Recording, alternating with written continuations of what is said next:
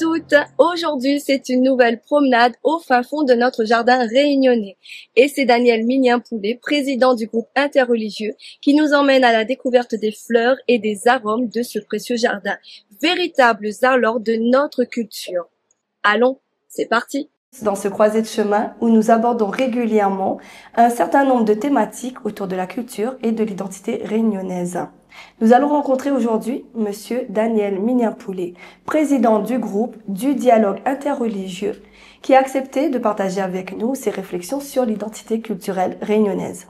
Alors Monsieur Daniel Mignin-Poulet, bonjour. Bonjour madame. Merci d'avoir répondu à notre invitation. Alors pour commencer, si on devait vous présenter, qu'est-ce que vous auriez aimé qu'on dise de vous? D'abord, je suis un militant associatif depuis de longues dates, notamment dans le domaine religieux et culturel. Et comme on l'a dit, moi, les présidents du groupe du dialogue interreligieux depuis 3 ans maintenant. Mais fait partie de ce groupe depuis une vingtaine d'années. Groupe qui a été créé il y a 24 ans de cela. Donc, on a une certaine antériorité. Et il est installé dans le paysage en ce sens qu'on a une visibilité des religions. Généralement, nous passons devant des monuments religieux. Nous avons une notion, si nous avons de la famille où nous pratiquons, mais parfois on a des suspicions. Donc le but, c'est justement pouvoir se faire dialoguer toutes ces religions dans un espace commun qui est le groupe du dialogue interreligieux de la Réunion. Est-ce que c'est accessible à la communauté? C'est accessible à tout le monde, c'est-à-dire ce sont des gens, généralement les personnes qui viennent dans le groupe du dialogue, c'est-à-dire on a déjà une certaine expérience, on est déjà dirigeant d'un lieu de culte ou d'une association caritative ou humanitaire, et on a une volonté justement d'échanger. C'est ça l'important aussi, parce que si n'a point n'est pas réciproque cet échange-là, nous n'aura jamais ce dialogue-là. Dialoguer, c'est pas dialoguer aussi, c'est mieux comprendre l'autre, surtout. Nous avons toujours une vision un peu étroite des religions. Nous entendons la cloche de l'église, nous entendons le tambour des Malbars, nous entendons l'appel du Muezzin, nous entendons les pétards des Chinois, mais nous restons là en général. Pour nous, les religions, ils manifestent seulement par le rituel. Or, au-delà des rituels, on en a une certaine profondeur et une philosophie. Et il faut jamais oublier qu'on en a une énergie divine commune à tout le monde, avec des pratiques rituelles et différentes. Mais tout cela, il rejoint en un seul et même idéal, c'est l'idéal humain. Et en fait, vous avez anticipé ma question suivante. La question c'était, est-ce que vous n'avez pas l'impression que la religion, c'est le moteur qui active toutes les autres pratiques de la culture? C'est-à-dire la cuisine, c'est pas alimenté à la base par la religion. Mais on ne peut pas parler d'antériorité ou pas, parlons tout simplement de création. D'abord, avant de cuisiner, il faut déjà être né. Donc, on a déjà les premiers sacrements, guillemets, quelles que soient les religions. Et alors, moi, je prendrais un mot que nous tous y connaissons, religion, dans son sens d'origine latine. Religare veut dire réunir, rassembler. Bon, maintenant, pourquoi, alors c'est ça la vraie question, pourquoi on a plusieurs religions? Nous n'aurions dû avoir une seule, après tout, parce que nous avons un seul divin. Et c'est là que m'y arrive sur la profondeur de cette affaire, c'est une affaire culturelle aussi, et m'y précise. Pour moi, s'il y a un certain nombre de religions dans le monde, c'est parce qu'il vient de bassins civilisationnels différents. Donc, chacun a porté ses rituels différents. L'un est couvert, l'autre n'est pas couvert. L'autre utilise des fruits, l'autre va utiliser que du bâton d'encens. Donc, n'aura pas de lieu de culte, c'est que de la méditation, etc. Donc, quelles que soient les origines, ces grandes religions, mais dis bien grandes pourquoi? Pas dans le sens grand, immense ou supérieur, mais dans le sens le plus connu. Parce qu'on a aussi des gens qui pratiquent d'autres religions individuellement. Vous êtes reliés avec des gens sans forcément aller dans le culte, sans forcément pratiquer tous les rituels annuels que l'on a, etc. Donc, on a un respect que nous devons avoir pour la foi de chaque individu. Et m'y prend par exemple, nous dans l'hindouisme, sans aller au temple, chez nous, on a toujours un espace où 1 minute, 2 minutes, 3 minutes, ou peu importe le temps que nous en a, nous permet à nous de concentrer nous. Donc, ce qui est important dans un pays comme la Réunion, c'est de voir que toutes ces civilisations qui sont venues à un moment au fil des peuplements, mais on amène cette religion-là. Maintenant, l'antériorité, m'y prend les deux, il vient avec, c'est-à-dire, comme on dit, la cuisine, la langue, les différents échanges, les arts, etc. Et le sens que je voudrais donner aussi à ce mot-là, c'est parfois quand on oppose à nous, quand nous étudions l'histoire, quand nous les petits, nous voyons bien qu'il y a eu des guerres de religion. Et c'est là que c'est grave. C'est grave pourquoi? Parce que vous l'avez trouvé des gens qui ont utilisé ces religions-là à des fins politiques ou des fins expansionnistes. Et là, ça vraiment les dommageable. Et ça y amène un aspect aussi négatif sur le regard de quelqu'un, un simple citoyen. Ben oui, mais pourquoi être catholique, pourquoi être hindou, pourquoi être musulman, etc. Parce qu'ils en brigade à nous, ils conditionnent à nous, ils génèrent des tensions parce que nous devons être supérieurs. Et il a raison quelque part, et c'est là que m'y arrive là-dessus. Si nous sommes au profond de chaque religion, la première chose, c'est éliminer l'ignorance. En éliminant l'ignorance, c'est évidemment où amène la connaissance, soit par les livres, soit par la méditation, soit par la transmission, par nos propres recherches, ou un travail sur soi. Or, les gens, quoi, ils attendent souvent, ils arrêtent à zot, parfois, l'aspect purement rituel. Nous l'a fait tel rituel, telle célébration, pour nous, ça suffit. Et derrière, on a d'autres personnes qui utilisent ces personnes-là à d'autres fins. Donc, le but ultime pour moi de chaque religion, c'est éliminer l'ego. Oui, d'accord. Et pour vous, ça serait quoi la définition du terme identité? Alors, identité, ben, c'est un truc qui est toujours en construction. Mais prends par exemple notre cas précis, l'île de la Réunion, 360 et quelques années d'existence, ben, c'est un peuple jeune. Donc, l'île est toujours en construction, mais ne peut pas expliquer de façon cartésienne, mais ça pour le mot cartésienne, avec un cadre bien défini, une identité. Ça se vit. Ça se vit tous les jours. Ça peut être aussi l'air, ça peut être le son, ça peut être le végétal, l'animal, l'humain, tout le monde. C'est-à-dire, ce que nous avons tendance à faire, c'est à définir sa propre identité. Moi, je ne suis plus là-dedans, moi je suis dans ce que je suis. Mais il est dans un pays qui s'appelle la Réunion, où ça, le parcours de l'histoire l'amène à nous vivre là. Et souvent, quand on a des gens, on a des idéaux, par exemple, moi, d'origine indienne, on a des gens, ils voient l'Inde comme le meilleur, mais ils disent, ben, allez vivre un coup là-bas. Vous comprenez? Vivre un coup là-bas. Quand on regarde bien sur le phénomène de langagisme, on a plus de 85% de personnes qui sont restées ici, pour différentes raisons. Et finalement, au bout de 5-6 générations, tout le monde l'a installé. Il veut dire, à un moment donné, il faut poser à nous les bonnes questions. Quoi nous amène dans ce puits? Mais qu'on parle autant la Réunion et puits d'eau. C'est de l'eau, il arrive continuellement. Alors, les apports, il vient pour le moment beaucoup d'Europe, qu'on regarde bien là depuis 46, et nous l'a été un peu coupé des autres pays. Par exemple, là, nous entendons, par exemple, les problèmes à Mayotte que sur le langue négatif. Nous entendons les problèmes à Maurice, les problèmes, que sur les problématiques, mais jamais sur les apports. Et là, peut-être, là, nous avons, au niveau pédagogique, au niveau médiatique, nous avons un gros travail à faire pour réapproprier à nous cette région-là. L'océan Indien déjà, tous les pays avoisinants. Et finalement, c'est les pays d'origine, où ça, la majorité des gens y viennent, et on a aussi l'Europe et autres. Il veut dire, l'identité, il doit inscrire les Réunionnais, il inscrit dans le bassin de l'océan Indien. Avec cette langue-là, que le français, avec cette langue-là, que le créole, l'anglais aussi, peu importe les langues, ou le tamoul, ou le mandarin, ou autre, ou le malgache, mais nous en avons quelque chose en commun, c'est tous ces marqueurs que nous avons culturels depuis l'enfance. On peut être différentes origines ethniques, mais dit bien ethniques, et Nana, il n'ose pas dire le mot parce qu'il dit tension, il froisse et autres. Non, il faut appeler un chat ce qui est un chat. On a différentes ethnies qui sont venues à la Réunion et ils parlent ça de sensibilité ethno-culturelle maintenant. Donc, c'est pas faire preuve de racisme, c'est faire preuve de réalité. Un blanc, c'est un blanc, un noir, c'est un noir, un métis, c'est un métis, un asiatique, c'est un asiatique, un africain, c'est un africain. Et au contraire, il est porteur de civilisation qui enrichit à nous.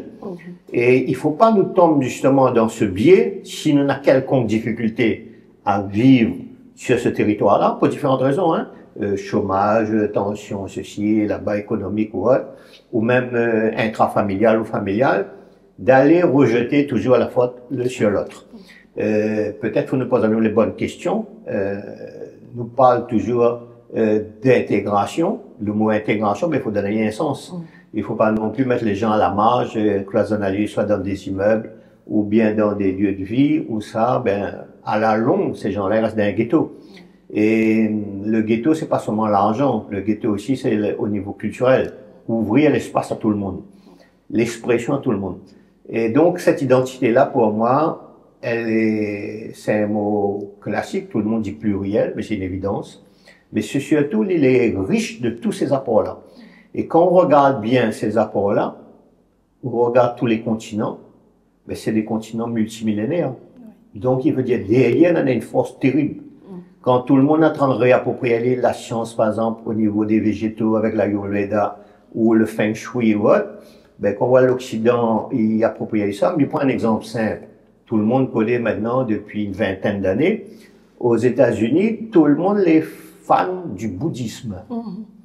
Bouddhisme. Alors, tout le monde avec son petit bâton d'encens. Alors, ils montent à haut la caricature un petit peu, à mon sens, hein. Fait tourner un bâton dans un bol pour émettre un son, bouler un bâton d'encens, mais derrière là, on a une richesse philosophique et une sagesse. Et c'est là qu'il faut que les religions, ils servent aussi de creuser pour pouvoir exprimer ça. D'accord. Vous parlez d'origine ethnique. Est-ce que vous connaissez, on a des connaissances sur l'origine ethnique de la famille? Oui, c'est-à-dire, on a fait des recherches à la longue. Alors, pour la part indienne du Sud, hein, mais pas la part indienne du Sud, majoritairement, nous est venu fin du XVIIe, du début du XVIIIe. Tout le monde connaît le processus d'engagisme et autres. Elle a été mis fin en 1882, officiellement sur le papier. Le 11 novembre exactement, même s'il y a eu encore quelques bateaux jusqu'en 1885. Mais les premiers arrivés officiels, c'était le 3 juin 1828, donc en 60 ans en gros. Mais ce qu'il faut remarquer, c'est que tout ça, il vient d'un bassin. Alors maintenant, tout aussi, nous définissons, par exemple, d'origine tamoule, d'origine Kerala. Avant, l'Inde du Sud t'appelle l'Inde dravidienne. Il n'y avait pas ces frontières-là. C'est au fil des siècles, après la chute des Maharajas et autres, ben avec l'Inde, avec la colonisation britannique aussi, là on refait d'autres frontières, en guillemets. Et donc on a maintenant les pays bien distincts, les États, pas des pays, les États bien distincts, que sont Tamil Nadu, etc. Majoritairement, nous, c'est pas ça en trotte Malbar, nous vient de la côte sud de l'Inde. Et moi, personnellement, moi, je suis la 4e génération. Nous, on a fait des recherches. Maintenant, on en a plein de sites, hein. On a la NOM, on a, même aux archives, on a des gens, on a le cercle généalogique de Bourbon, qui fait aussi un travail. Il permet de faire des recherches, de retrouver l'origine. Trouver l'origine ne veut pas dire non plus fuir la réalité. Moi, en tout cas, à mon niveau, moi, je suis conscient que si nos arrière-grands-parents la quittent là-bas, c'est qu'ils ont cherché quelque chose d'autre. Alors, les vrais, ont été un peu aussi bernés sur le devenir, parce que la vente à ça donne un pays de cocagne, en guillemets, hein. C'est-à-dire, ça tout avoir, la richesse, etc.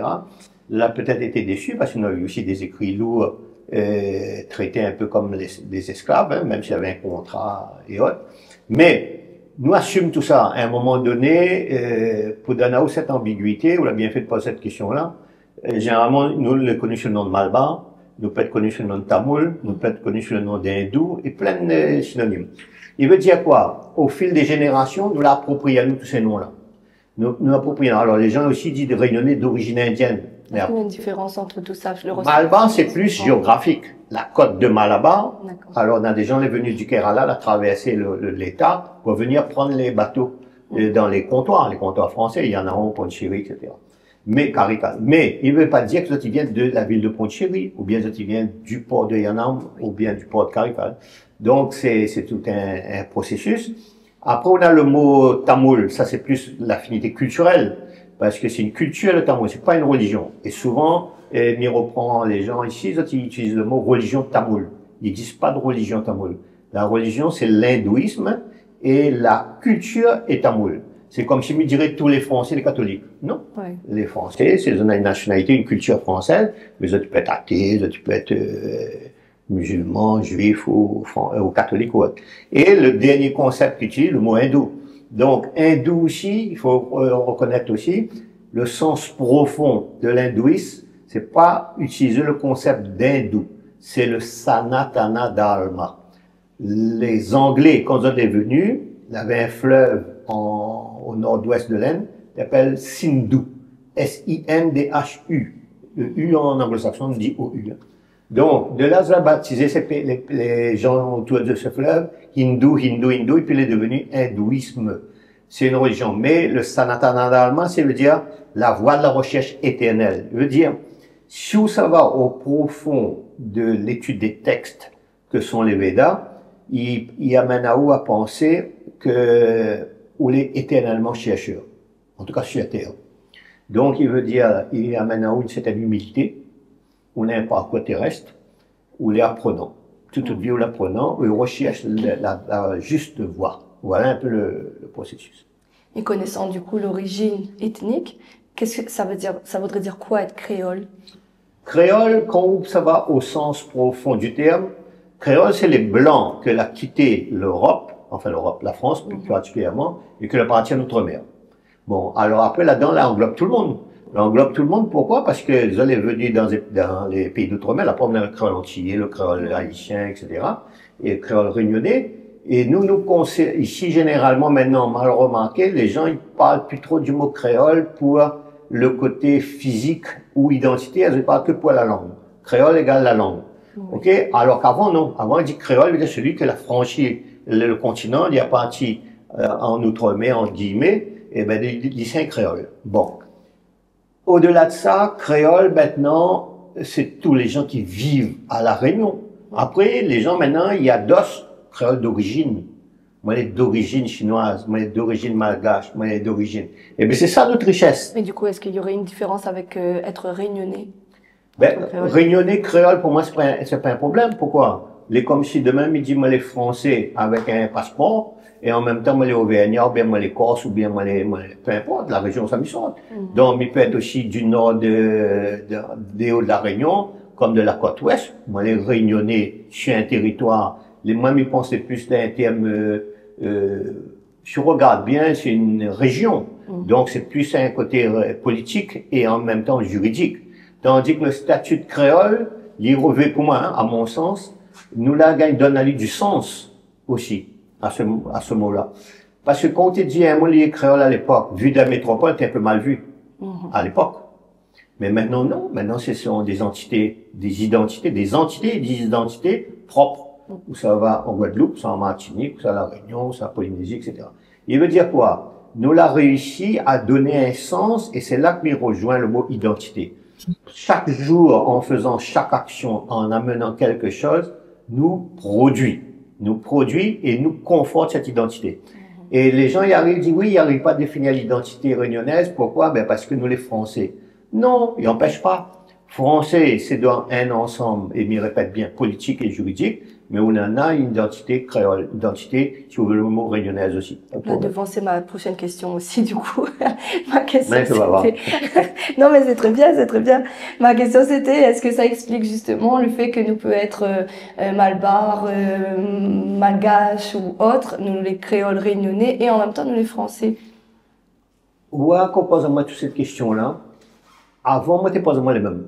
Il y en a 20, 30 ans de ça. Maintenant, je me pose plus moi du tout ça. Pourquoi? Parce que moi, les persuadé, et là, c'est pas blâmable, parce que c'est un travail aussi de recherche, moi, j'ai fait l'université française. Quelque part, à vouloir mettre tout le monde dans un cadre, avec l'esprit cartésien, comme on a dit au départ, bien avec les concepts qu'ils ont produits, il veut dire, soit les ça, soit les ça. Mais nous, ils pètent les deux en même temps. Et c'est ça notre force à La Réunion. Moi, je suis aussi bien français, moi, je vis en France pendant 15 ans. Moi, j'ai jamais eu de problème, moi. Moi, j'ai déjà eu des problèmes de racisme, mais j'ai expliqué qui ça m'est. Donc, quel que soit le pays, moi, dans d'autres pays étrangers, moi, on a plein de problèmes d'identité. Parce que, il y a même quelque chose. Par contre, si vous subis, là, oui. Si vous subis, ben, un dominant, dominé, comme dans toute affaire. Si vous n'arrivez pas à expliquer aussi votre lieu de vie, ou n'arrivez pas à communiquer, ou vous êtes tout le temps sur la défensive, ben, automatiquement, ou minora, ou rabaissa, ou en guillemets. Donc, non, le réunionnais d'être fier d'être réunionnais, le créole d'être fier d'être créole, peu importe le mot. L'inana et Mami voudrait aussi nous dépasse, même ils pensent, là, qu'on arrivait, hein, nous, les 10 dernières années, nous dépasse cette histoire de Sega et Rogaille Saucisse. Nous n'est pas que Sega et Rogaille Saucisse pour l'étranger. Donc, il y en a d'autres cordes à notre violon. Et nous peut être bon dans les arts, dans le sport, dans la politique, dans l'économie, peu importe. Donc, il veut dire, là, à un moment donné, il faut être ce que nous l'est. Alors, quand les gens ils posent des questions précises comme la vôtre là, est-ce que nous les réunionnais, moi je ne pas répondre. Moi je dis mais les cumuler. Moi les à la réunion, moi les réunionnais, ou moi comme moi les créoles, ou moi comme malbar, moi les malbar, mais je veux dire moi une richesse. Et moi on a plusieurs facettes. Si je comprends bien, il n'y a plus de conflit, il n'y a point à remettre à nous en question si nous connaissons qui ça nous l'est et que nous là, on n'a plus de recherche à faire finalement. Exactement. Et là, on a touché un bon point. Et c'est ça notre point faible. Si nous l'avons approprié à nous, notre histoire, notre géographie régionale dès le plus jeune âge, nous n'aurions pas eu ces doutes ou bien ces tiraillements. Hein. On m'a dit le mot tiraillement. Parfois, les gens les tiraillent, hein. Parce qu'il n'a un passeport français, mais il n'exprime pas trop en langue française, il ne reconnaît pas trop dans le pot-au-feu, il reconnaît plus dans le rogaille ceci souvent. Donc il est un peu tiraillé, en même temps il a une origine quelque part avec le métissage un peu chinois, un peu malba, un peu café, etc. Mais il comprend ça. Mais quelque part aussi, c'est une force. Il faut pas voir lui comme une faiblesse aussi, c'est une force. Pourquoi? Parce qu'il fait partie de cette identité réunionnaise que vous dites. Et là, sans joliver, nous connaissons la détention à la Réunion. La détention comme dans toute société. Il n'y a pas une société dans le monde n'a pas de tension. Même s'il est même origine, même ceci, même cela, on aura toujours une origine et bien une différence, donc on va créer des tensions. Par contre, où ça nous l'est intelligent, c'est que si un petit territoire comme ça, nous l'a réussi, et là, mais reconnaît quelque chose aussi, c'est grâce à l'école. L'école a mis nous tous sur le même banc. Donc, nous apprenons les mêmes codes dès le départ, en gros. Et nous l'a appris par les trois tests du pays. Tout a dit l'insularité n'a un mauvais côté, mais pour une fois, il a un bon côté. Il oblige à rencontrer. Et là, où on sort dans le sud, on monte en inertant, on rencontre un monde dans le sud, ça dans l'ouest, etc. Et après, on a une offre aussi, il faut reconnaître, on a une offre culturelle énorme maintenant à La Réunion. On passe pas une semaine s'il après telle manifestation, telle ceci, religieuse, culturelle ou autre. Et du moment qu'on a un peu l'esprit, une certaine ouverture d'esprit, où on a envie d'aller, ben, mais pense, on peut enrichir. Et c'est là qu'il faut pas nous faire l'inverse. Mais pense qu'on a des gens, on a une certaine volonté aussi, hein, de caricaturer, de cloisonner les gens. De cloisonner les gens. Et en tout cas, nous, mais il revient un peu à l'origine de notre discussion, groupe du dialogue interrogé, c'est l'inverse, justement. Nous voulons dialoguer avec les gens, les vrais nous apprend l'aspect religieux. Mais l'aspect religieux, c'est pas que religieux, les rituels, c'est aussi la culture qui va avec. Et dans ce groupe interreligieux, comment on pourrait expliquer le fait qu'on ait des religions multiples? À La Réunion, un malbar, il peut être catholique, un chinois, il peut être catholique en même temps. Comment ça s'explique, ça? Ça, c'est le poids de l'histoire. Ça, c'est le poids de l'histoire, le poids de l'environnement. Mais maintenant, on va aller encore plus loin. Mais prends un exemple simple, l'Inde, que je connais. L'Inde, on a la religion hindoue, mais on a des pratiques rituelles totalement différentes.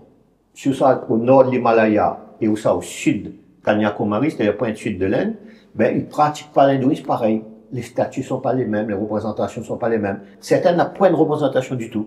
De la partie directement à l'aspect philosophique. Donc, il veut dire, en fonction de l'environnement, tout simplement, du lieu géographique, l'adapter des religions.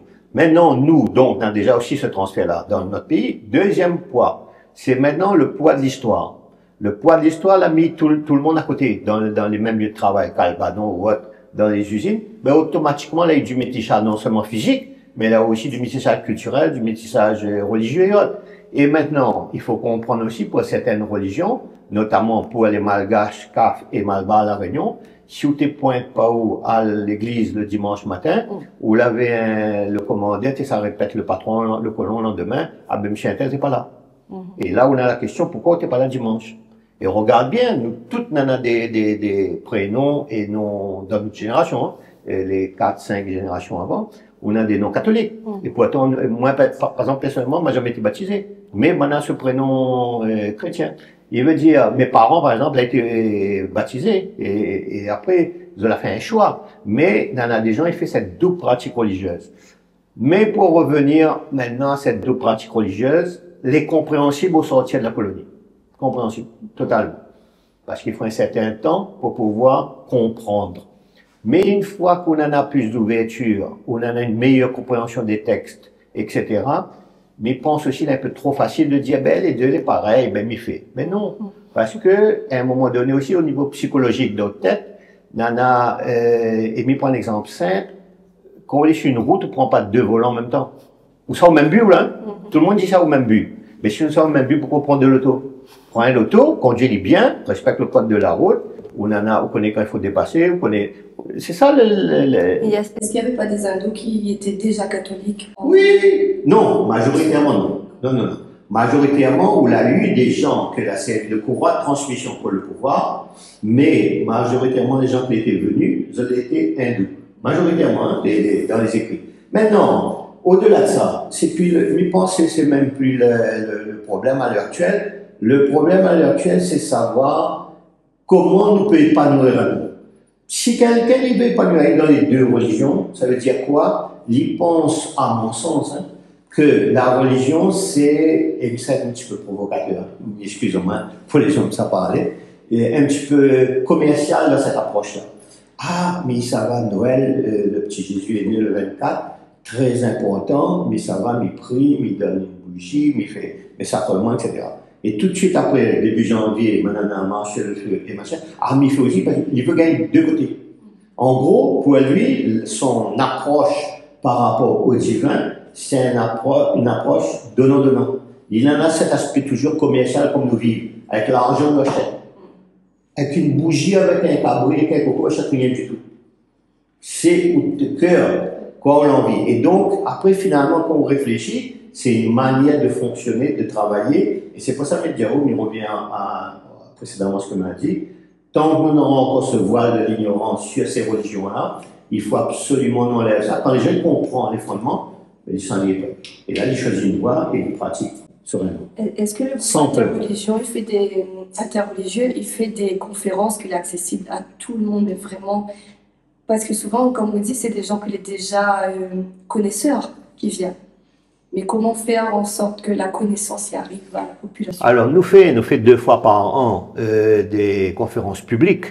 Et là, chez la paix l'année dernière, cette année, nous l'a fait une autre orientation, nous l'a fait notre religion, nous allons. C'est-à-dire, chacun explique profondément le vécu de sa religion, mais sur le sol réunionnais. Alors, nous parlons des fondamentaux, des ouvrages, des écrits ou des proclamations, etc. Mais après, nous voit le vécu au bout de 2 siècles, 3 siècles, comment ça va se passer à la Réunion, quelle alchimie nana et comment les gens y perçoivent. Parce que comme il dit, souvent nous restons seulement à l'image, nous ne savons pas comprendre. Donc nous nana ces conférences-là, les vrais qu'il faut nous développer, c'est-à-dire des conférences publiques, nous faisons ça dans les salles des municipalités ou autres, mais nana cette volonté-là, évidemment, d'ouvrir au grand public.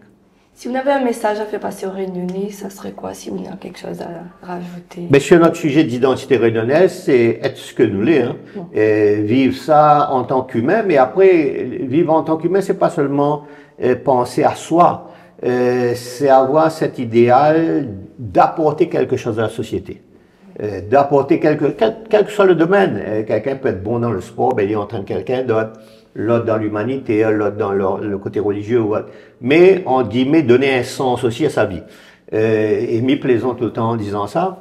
Souvent, les gens, ben, ils font un petit projet de vie tranquille, m'y grandit, m'y fait un peu d'études, m'en a un travail, m'en a madame, auto, enfant, voyage, vacances, puis c'est tout. Voilà. Non, ben, dans la vie, il n'y a pas que ça.